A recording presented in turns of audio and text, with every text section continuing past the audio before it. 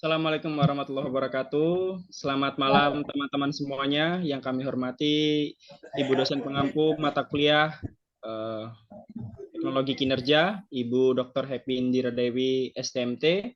Selanjutnya, Bapak Ibu semua, pada kesempatan diskusi kolaborasi kita pada hari ini, kita masuki kelompok yang keempat yang akan menyampaikan mengenai intervensi kekinian. Adapun anggota kelompok pada pemakalah keempat ini adalah Bapak Fawas Muhammad Irsad, kemudian Bapak Wira Hamdi, Ibu Nurjana, Ibu Neng Siti Khotimah, dan Ibu Khotimah Jahroh maksudnya. Baik, kita mulai dengan membuka menggunakan bacaan basmalah bersama-sama. Bismillahirrahmanirrahim. Pada kelompok 4 yang akan dibuka oleh Ibu Nurjana, kami persilahkan. Baik, terima kasih Pak Erwin dan teman-teman semua. Alhamdulillah masih aktif dan semangat ya kita. Ini kelompok 4. Sedikit saya menerangkan tentang intervensi kekinian dengan subjudul Ikhtisar Pengetahuan dalam Konteks Desain Pembelajaran. Boleh di slide-nya digeser Pak Fawas. Nah, di sini ada 3 jenis intervensi kekinian.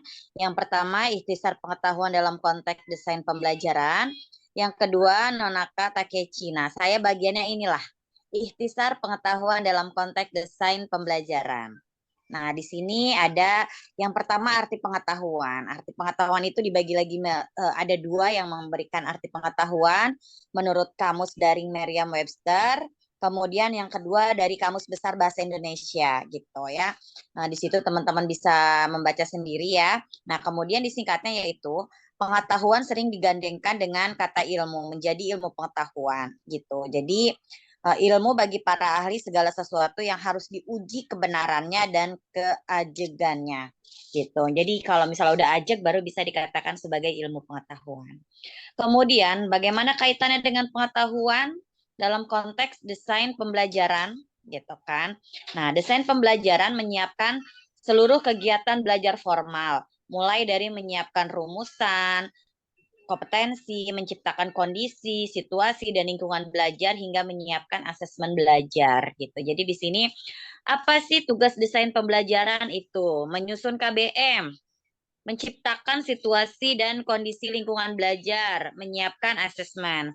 Kemudian tugas desain pembelajarannya yaitu menyusun pengetahuan sesuai analisis pembelajaran.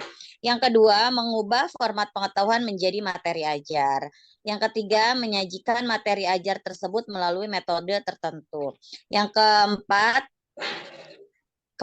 menakar kemampuan yang dicapai oleh siswa. Nah, ini penting banget buat kita semua para guru untuk kita ini kan para desainer pembelajaran gitu kan. Nah, guru itu harus apa sih yang pertama? Yang pertama itu kita menganalisis pembelajaran dulu. Nah, biasanya sebelum belajar kita baca materi-materi yang akan kita sampaikan ke peserta didik. Baik, mohon maaf Bapak Ibu sekalian. Ceramah, metode diskusi, kemudian metode penelitian, kemudian ada hasil karya, kemudian dia ada unjuk kerja dan lain sebagainya. Itu nanti tergantung dari materi itu tersendiri. Kemudian menakar kemampuan yang dicapai oleh siswa. Biasanya ini KKM nih. Sebelum kita menentukan, biasanya kita menentukan capaiannya, kita membuat KKM. Kriteria minimal, ya kan, nilai minimal siswa dulu, itu dulu tuh zaman-zaman kurikulum sebelumnya. Jadi kita harus tahu dulu nih berapa nilainya. Kemudian dari situ kita akan beralih ke aspek pengetahuan menurut ini dulu dari algoheuristik. Nah, di tahun 1980-an, Levlanda mengemukakan pendekatan yang berbeda dibandingkan dengan ahli-ahli di masa tahun sebelumnya. Nah, di sini ada knowledge, pengetahuan, kemudian ada tentang objek, kemudian ada tentang operasional, kemudian ada lagi tentang bawahnya tuh motor operation, kemudian about cognitive operation. Jadi tentang pengetahuan dan tentang geraknya gitu ya. Nah, berikut ringkasan pengetahuannya. Yang pertama itu adalah menurut Levlanda yang pertama citra atau image yang mengedap dalam pikiran seseorang. Jadi biasanya ya image atau yang mengendap dalam pikiran seseorang itu misalnya, oh matematika itu hitung-hitungan ya berkaitan dengan ini. Biasanya gitu ya. Oh sejarah berarti membahas tentang ini. Oh ini. Jadi kita udah punya masing-masing dah tuh citranya. Kemudian yang kedua konsep, yaitu bentuk atau kata atau cita. Kita udah pengetahuan itu sudah terkonsep gitu ya. Kemudian yang ketiga proposisi gitu. Jadi proposisi itu apa sih? Nah, di sini ada. Baik, Mat. Oke, siap. Nah, selanjutnya ya teman-teman nanti bisa lihat sendiri di bukunya, itu saya kasih tahu aja halamannya biar enak, 290. Nanti kalian bisa baca, maaf teman-teman bisa baca secara detailnya gitu ya. Di situ banyak sekali penerangan tentang ilmu pengetahuan. Itu aja Mas Erwin. Terima kasih teman-teman semuanya. Bisa dilanjut. Baik, terima kasih. 5 menit ke depan kami berikan kepada selanjutnya Pak Wira ya. Bu Neng. Oh, Bu Neng. Kepada Ibu Neng kami persilahkan. Oke, bismillahirrahmanirrahim. Terima kasih kepada Bapak Moderator, Pak Erwin Saputra, dan terima kasih juga kepada pemateri sebelumnya, Bu Nurjana. Saya izin melanjutkan tentang intervensi kekinian. Yang kedua adalah Nonaka dan Takechi, yaitu pelopor manajemen pengetahuan. Perlu Bapak Ibu ketahui bersama bahwa Nonaka dan Takechi ini merupakan dua tokoh. Yang pertama bernama Ikujiro Nonaka, dan yang kedua bernama Hirotaka Takechi. Mereka berdua itu berasal dari Jepang dan melaksanakan studi di Harvard University Amerika Serikat. Kemudian mereka menggabungkan antara adat di barat dan adat di timur Jepang, sehingga mereka menghasilkan argumentasi Nonaka. Dan pertama mereka beranggapan bahwa argumentasi tentang manajemen pengetahuan adalah SDM atau sumber daya manusia adalah sumber pengetahuan. Seperti yang kita ketahui bersama bahwa sumber daya manusia ini memang menjadi sumber pengetahuan pada umumnya dan dijelaskan lebih detail oleh Nonaka dan Takechi. Mohon maaf. Terus kemudian yang kedua, argumentasi mereka adalah tidak menggebu-gebu, berhati-hati dan teliti. Orang-orang di Jepang atau perusahaan-perusahaan di Jepang tidak menggebu-gebu untuk mengubah diri atau mengejar inovasi. Perusahaan di Jepang dan orang-orang di Jepang sangat berhati-hati, namun konsisten dan terus berlanjut. Perusahaan di Jepang menciptakan inovasi yang lebih lambat, tapi dengan sesama dan teliti, serta memelihara terus-menerus semangat dan inovasi itu tersendiri. Kemudian selanjutnya argumentasi Nonaka dan Takechi adalah pengetahuannya tersirat atau pengetahuan tacit. Pengetahuan tacit ini bagi orang-orang Jepang atau bagi perusahaan-perusahaan di Jepang, tidak semua pengetahuan dapat diekspresikan sebagai kata-kata atau wujud. Banyak sekali pengetahuan yang tidak dapat ditelusuri, terutama dalam diri seseorang. Orang Jepang beranggapan lebih banyak pengetahuan yang tersirat, tersembunyi, mengendap, dan tidak terekspos atau disebut dengan tacit. Kemudian yang terakhir terkait dengan argumentasi Nonaka dan Takechi adalah pengetahuan yang terbaca hanya sebagian kecil saja. Jadi Nonaka dan Takechi memandang di Barat atau di Amerika Serikat, pengetahuan dapat diungkapkan dalam bentuk kata-kata yang dirangkai menjadi buku, panduan kerja, bagan alir, dan sebagainya. Tetapi itu hanyalah bagian kecil. Jadi yang bagian besarnya itu adalah pengetahuan tacit atau pengetahuan tersirat yang tidak bisa diungkapkan dengan kata-kata. Kemudian di sini selanjutnya adalah makna pengetahuan bagi Nonaka dan Takechi.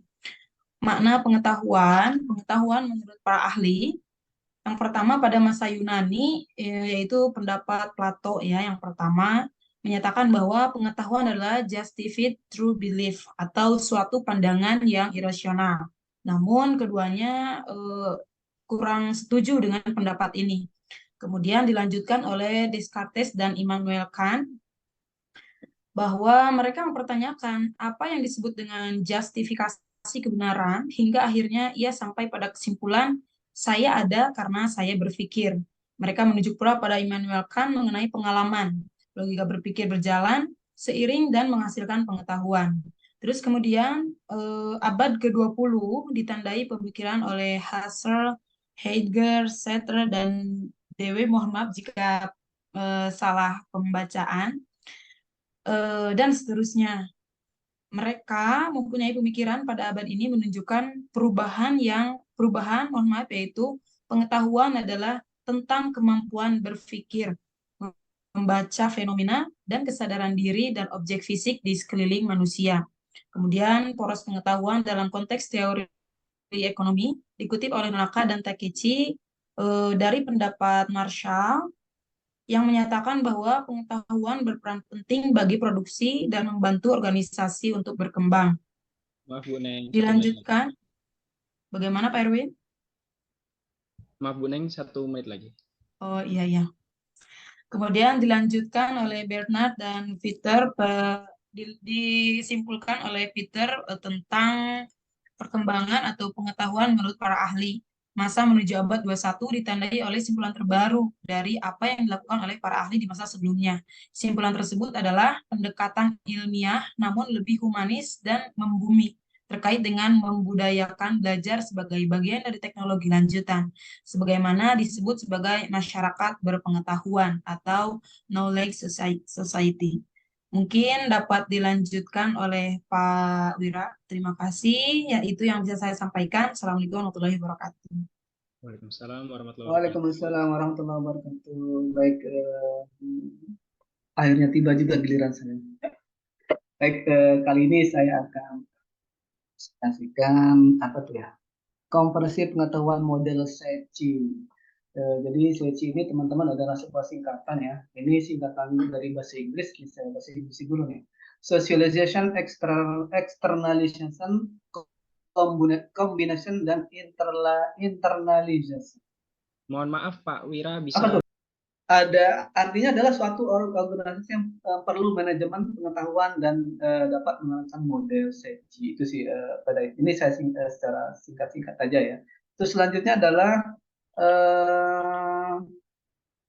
di sini model SECI ini terbagi menjadi dua, yaitu tacit knowledge dan explicit knowledge. Sebenarnya sih tacit knowledge sama explicit knowledge ini ada satu kesatuan yang tidak dapat dipisahkan ya. Tacit knowledge itu adalah artinya pengetahuan yang masih tersimpan dalam pikiran. Artinya pengetahuan yang masih baru sebatas pikiran saja, belum dituangkan dalam sebuah karya. Nah, itu tacit knowledge. Sedangkan explicit knowledge itu adalah kebalikannya, pengetahuan yang sudah didokumentasikan. Jadi tadinya pengetahuan tacit knowledge itu adalah pengetahuan yang masih ada di otak nih. Nah, terus dibikinlah sebuah buku.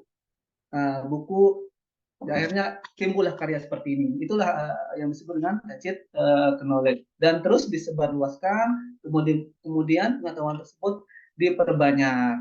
Terus untuk selanjutnya di sini tacit knowledge dan explicit knowledge ini saya bagi menjadi ada beberapa bagian ya. Yang pertama saya akan membahas dulu externalization,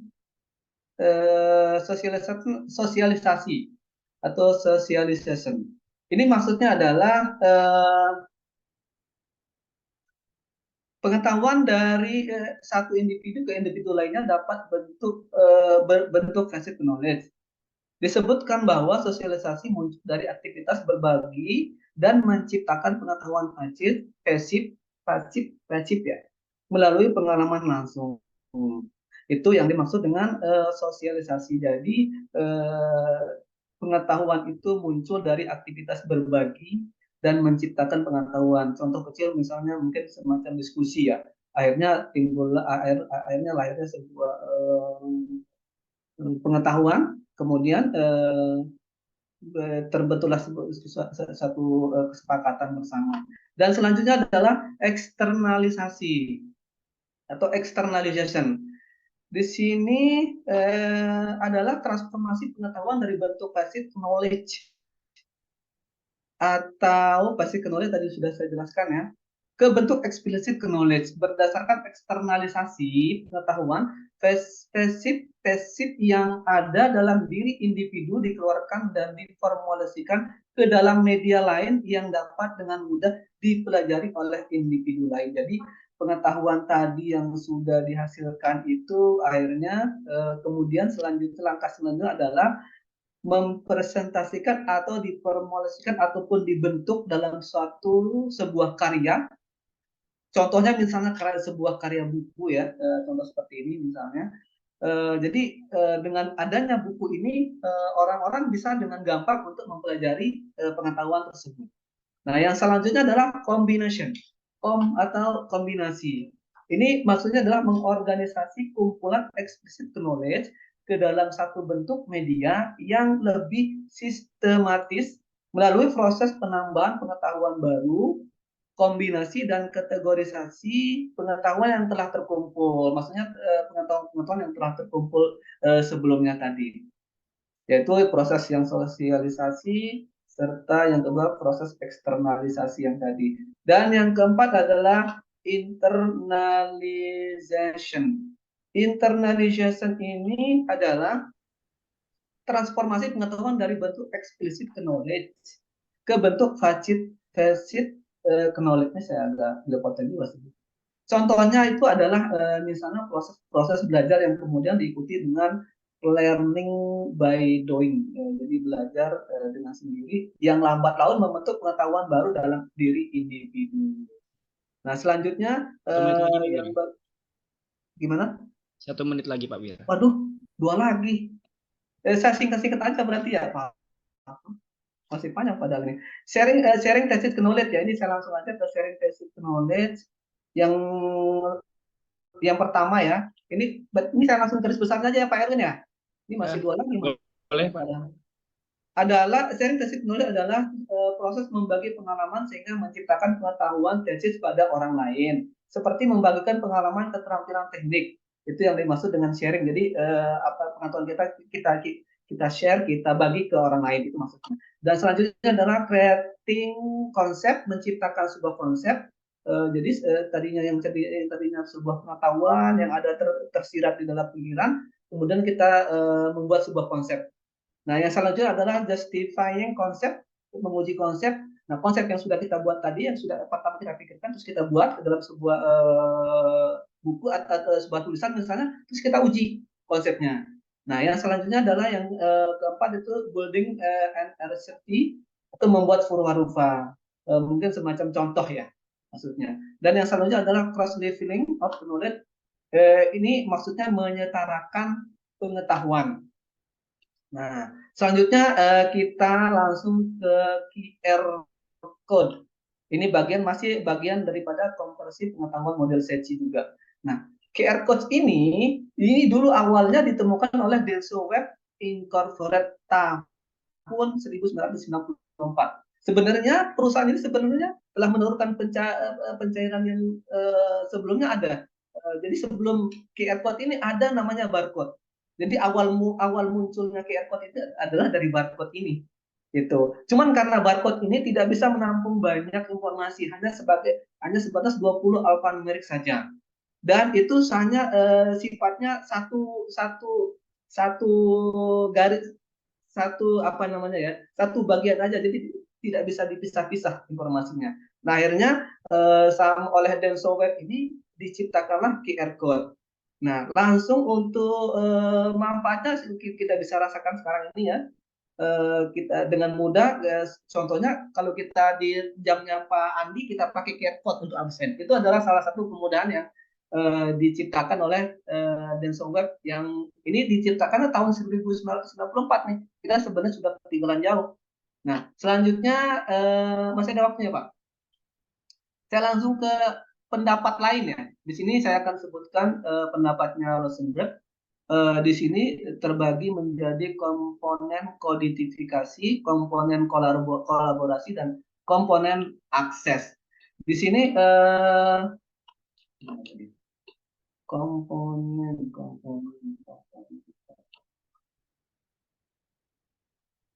Nah.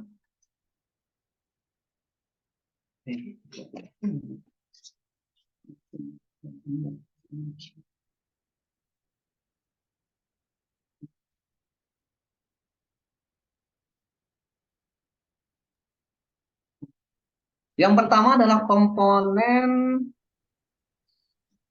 kodifikasi. Kodifikasi adalah mendokumentasikan dan menyimpan pengetahuan agar lebih mudah diingat atau dimunculkan kembali. Jadi maksudnya adalah dengan adanya ini ya, awal tadi barcode itu ya, kita bisa membuat sebuah coding misalnya agar gampang diingat dan dimunculkan kembali sewaktu-waktu.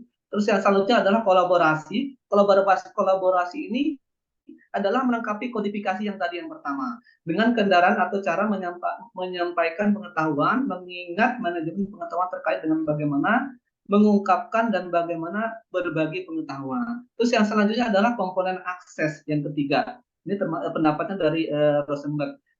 Komponen akses itu berkenaan dengan akses yang menjelaskan tentang manfaat akses.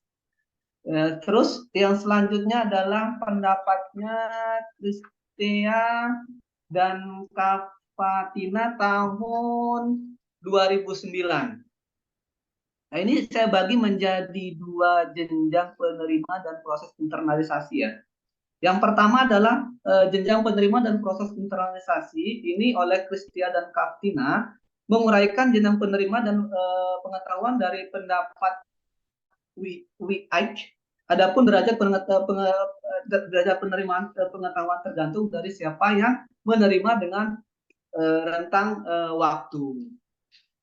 Ini contohnya bisa novice, baru, terus begin, pemula, terus kompeten, mampu, dan yang terakhir adalah expert, ahli. Serta yang kedua adalah model CHO. Model CHO itu ini masih masuk di Kristia dan Kavatina ya. Ini juga mengutip model CHO yang disebutkan seperti tampilan visual. Nah, jadi kayak semacam tampil layar ya, layar visual. Itu singkat penjelasannya. Mungkin Pak Irin saya serahkan karena waktunya sudah habis ya Pak. Baik, terima kasih Pak Wira. Selanjutnya untuk penutup pada makalah terakhir akan disampaikan oleh Bapak Fawaz. 5 menit dari sekarang. Silakan Bapak. Terima kasih Pak Erwin atas waktunya.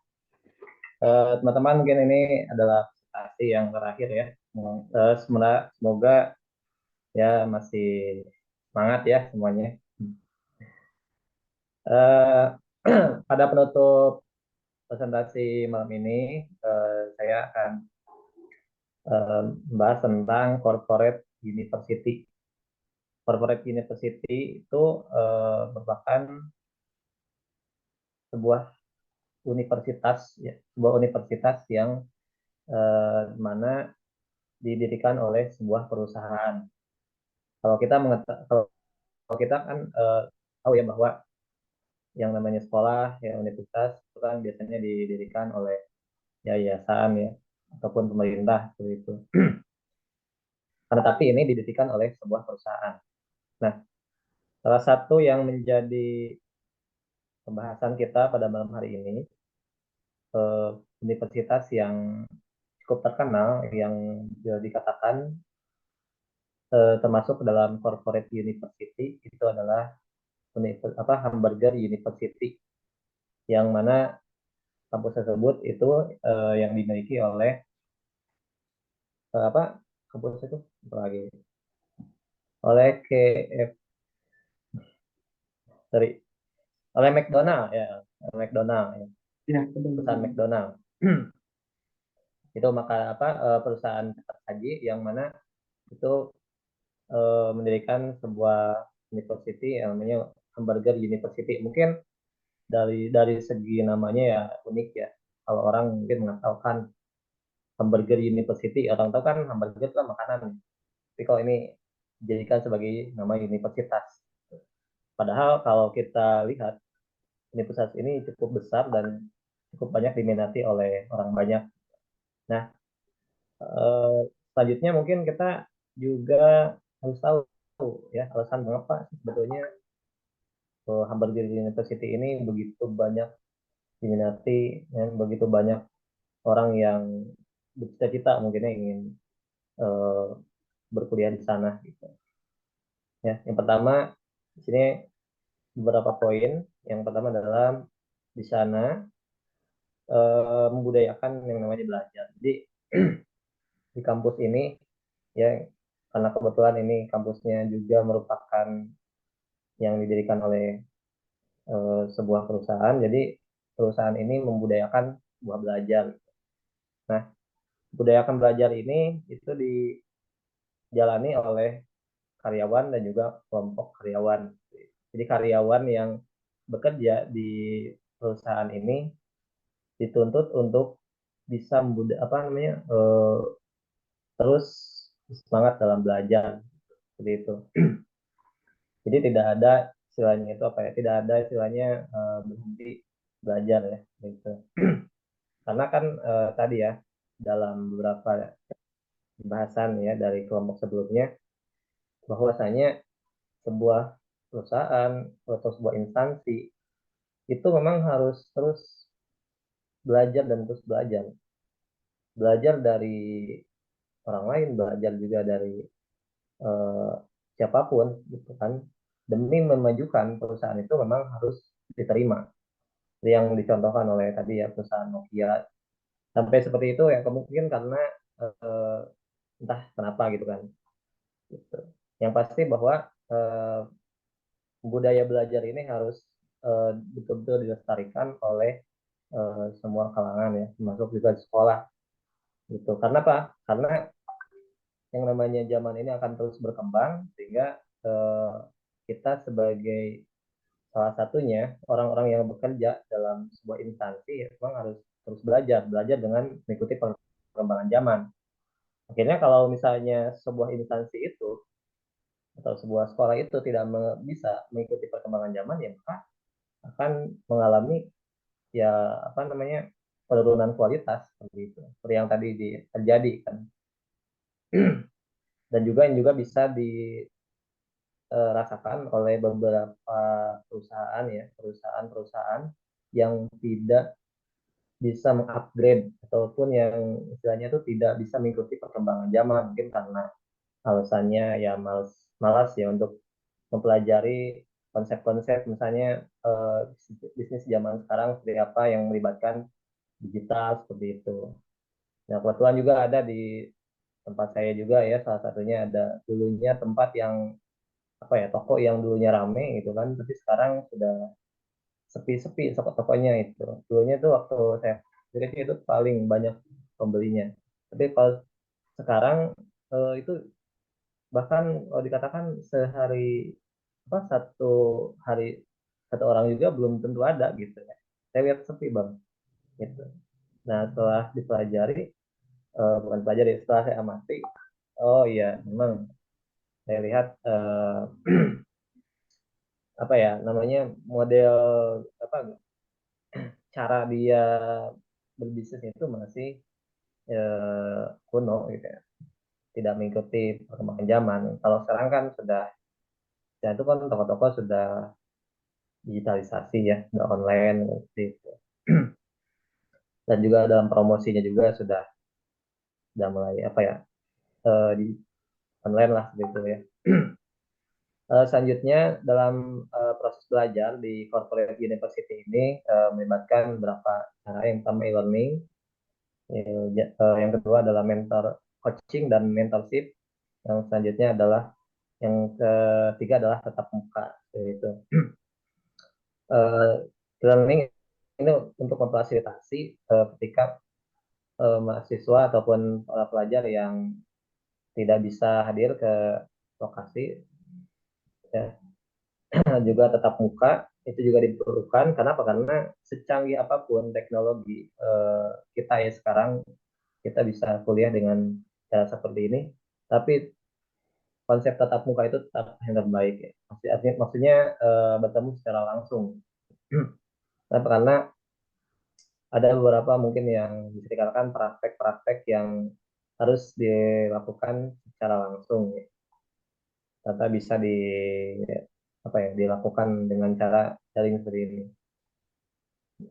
Dan juga proses belajarnya juga apa itu bersifat coaching dan mentorship. Jadi dalam posisi ini seorang pimpinan itu berposisi sebagai coach. Ya, coach kita tahu ya coach itu adalah sebagai pelatih. Di mana posisi pimpinan itu bukan hanya sebagai orang yang pemerintah, tapi juga harus bisa mengedukasi karyawan-karyawannya gitu. Seperti itu.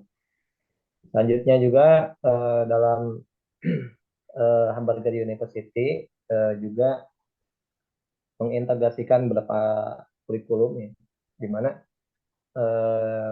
kurikulum yang digunakan itu bukan hanya satu, tapi mengintegrasikan beberapa komponen seperti pengetahuan tentang gizi, tentang akuntansi, tentang bisnis, dan sebagainya. Kita tahu ya bahwa dalam satu perusahaan itu tidak mungkin hanya satu bidang keilmuan ya. Misalnya hanya hanya bidang bisnisnya saja atau akuntansinya saja.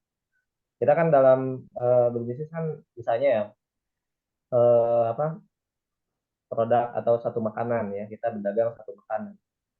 Kita kan untuk berwirausaha itu kan pasti harus melibatkan beberapa pengetahuan. Yang pertama, pengetahuan kita dalam membuat produk itu. Kita pastikan bahwa produk yang kita jual itu memang betul berkualitas dan itu sangat diminati oleh masyarakat. Secerdas apapun orang yang bisnis, orang yang jago bisnis, kalau misalnya produknya itu tidak tidak menguntungkan atau tidak diminati oleh orang-orang, ya tidak akan berhasil seperti itu. Nah, itu bukti bahwa dalam kurikulum itu memang harus mengintegrasikan beberapa disiplin ilmu, bukan hanya satu disiplin ilmu saja. Yang terakhir saja karena ini singkatnya, fungsi dari corporate university yang pertama adalah memajukan tujuan organisasi.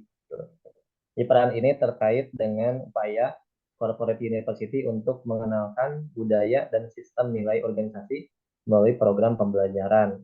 Jadi dalam hal ini corporate university itu bermaksud untuk mengenalkan sistem manajemen yang bagus kan kepada para karyawannya. Tentu saja sebuah bisnis yang maju itu adalah ketika bisnis itu bisa melakukan manajemen yang baik. Selanjutnya adalah memajukan potensi individu. Memajukan potensi individu ya. Dapat memajukan karyawan melalui program pembinaan, kepemimpinan, pengembangan soft skill, yaitu seperti mandiri berbasis teknologi, learning, Mas Food dan Minhas. Di sini dijelaskan bahwa Mahbud dan Minhas menyebutkan keberhasilan Bank Mandiri Indonesia yang telah memberikan pelatihan kepada lebih dari 18.000 karyawannya di tahun 2002. Tidak hanya pelatihan, teknologi digunakan pula untuk asesmen karyawan. Yang ketiga adalah meningkatkan nilai SDM. Jauh juga meningkatkan nilai sumber daya manusia. Jadi upaya itu diwujudkan dengan menyetarakan kompetensi karyawan dengan tujuan bisnis organisasi. Tentu saja ya, karena ini berbicara tentang bisnis, maka SDM itu sangat perlu untuk ditingkatkan. Maka perusahaan tidak akan maju kalau misalnya SDM dalamnya itu masih kategori rendah. Gitu. Maka bisa dikatakan, mungkin saya ingin menyimpulkan dari presentasi yang terakhir, dari mulai Bu Nerjana, Pak Wira, Bu Neng, dan juga saya, dari keempat peserta ini, intinya adalah bahwa semua hal itu perlu yang namanya sebuah pengetahuan. Makanya tadi sebutkan ikhtisar pengetahuan dalam pembelajaran. Itu adalah pentingnya pembelajaran. Yang kedua tadi oleh Nona Aka dan Takechi, itu juga sama, dia mengembangkan pengetahuan yang dia peroleh dari kampusnya di Harvard ke perusahaan di Jepang, sehingga akhirnya Jepang bisa maju seperti sekarang ini. Dan sekarang juga yang terakhir adalah corporate university juga melibatkan pengetahuan, yang mana pengetahuan ini dikembangkan di sebuah perusahaan, itu perusahaan di McDonald, yang mana McDonald ini merupakan perusahaan yang bergerak di bidang makanan cepat saji. Salah satunya adalah hamburger seperti itu. Maka didirikanlah yang namanya Hamburger University untuk bisa mengembangkan bisnisnya tersebut. Itu saja yang disampaikan Pak Edwin. Terima kasih atas perhatiannya. Assalamualaikum warahmatullahi wabarakatuh. Waalaikumsalam warahmatullahi wabarakatuh. Warahmatullahi wabarakatuh. Jadi, mohon maaf teman-teman, tadi ada mati lampu mendadak ya. Dan saya masih menggunakan telepon, jadi backgroundnya masih belum bisa saya sesuaikan. Presentasi yang sangat luar biasa sekali dari kelompok 4. Untuk menambah suasana presentasi kita pada malam hari ini, mungkin masih saya persilahkan kepada teman-teman kelompok lain pada diskusi kolaborasi ini. Apabila ada yang ingin ditanyakan untuk kelompok 4, saya persilahkan. Ya, kepada Bu Siti, silakan Bu Siti Jaiza. Ya, Masya Allah, terima kasih Bapak Operator yang ganteng, Bapak Erwin. Saya tertarik dengan yang disampaikan tentang tentang pelopor manajemen pengetahuan Nonaka dan Takechi yang disampaikan oleh Ibu Nek dan Pak Wira ya, Pak Wira. Nah, tapi di sisi lain ya kan, dengan majunya pendidikan di Jepang ya, yang diadopsi sekarang ini oleh negara-negara lain ya, atau Asia seperti yang masih berkembang lah ya, belum maju pendidikan seperti di Jepang. Tapi ada fenomena yang muncul di sana saat ini yang sering kita lihat seliweran di media sosial ya, di media sosial, yaitu tentang fenomena saat ini Jepang itu justru krisis tentang jumlah peserta didik ya, di mana sekolah-sekolah banyak yang tutup, banyak kurang minatnya. Saya nggak tahu apa memang kurang minat atau bagaimana. Di sini di mana ini kecolongannya sebuah negara yang sangat maju dari segi pendidikannya, bahkan kita adopsi tentang kemajuannya itu tadi tentang pelopor manajemen pengetahuan itu sendiri ya, karena kata Takechi ini tadi kan luar biasa ya, tapi kok seperti kecolongan di negaranya. Tapi teman-teman, saya kemarin baru beberapa hari ini ada menerima link informasi, ternyata beberapa hari yang lalu itu Universitas Gajah Mada itu kalau nggak salah kemarin di grup sekolah langsung kepala sekolah menyampaikan linknya. Universitas Gajah Mada itu kekurangan mahasiswa sampai dibuka pendaftaran untuk di Medan. Kalau nggak salah tanggal 20-an ini gitu ya Pak Riki ya. Informasi itu langsung dari kepala sekolah ya kan Pak Riki. Kekurangan mahasiswa dari 3.000 sekian atau membutuhkan 1.500 sekian mahasiswa lagi. Nah, ini khawatirnya kita pun itu juga ya teman-teman, apa karena peminatnya yang kurang atau memang berkurangnya atau keberhasilan dari keluarga berencana kita ini perlu kita waspadai juga ini ya teman-teman, bagaimana dunia pendidikan kita ini. Kita semangat untuk memajukan pendidikan, yang masuk yang mau kita bina itu nggak ada yang minat gitu. Ya, mungkin itu aja lah ya teman-teman, terima kasih. Mungkin bisa dijadikan diskusi kita ya, di balik dari kecemerlangan ilmu pengetahuan, kemajuan pengetahuan, ternyata di sisi lain kita juga harus pertimbangkan. Ya, terima kasih. Assalamualaikum warahmatullahi wabarakatuh. Waalaikumsalam warahmatullahi wabarakatuh. Baik, demikian pertanyaan ya dari Ibu Siti. Langsung saja kita lemparkan kepada kelompok 4. Silakan kepada kelompok 4. Untuk Baik. Saya jawab Oke, dulu. terima kasih. Oh, boleh Pak Wira, Ya, silakan Pak. saya singkat aja, ntar Bu Neng tambahin ya. Sebenarnya Baik, Pak. ini bukan terjadi di Jepang saja ya, ada beberapa negara Barat juga ada juga sih, termasuk juga di kita juga itu yang tadi Bu Zaista juga sebutkan. Pada intinya sebenarnya sih seluruh dunia itu sekarang wabil khusus ya, mungkin yang disorot itu Jepang. Ini apa namanya, krisis populasi. Kalau kata kerennya tuh apa namanya kemarin ya? Demografi kayaknya Pak. Bukan. Resesi itu apa namanya?